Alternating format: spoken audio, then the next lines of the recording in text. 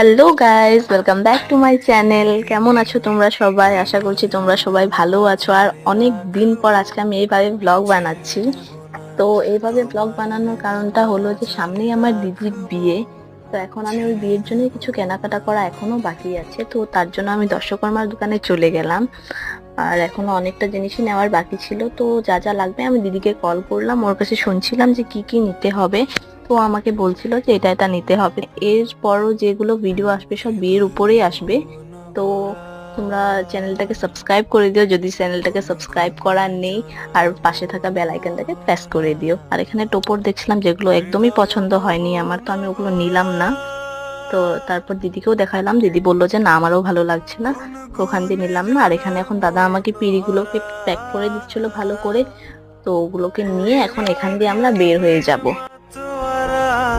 চাঁদ ঘুর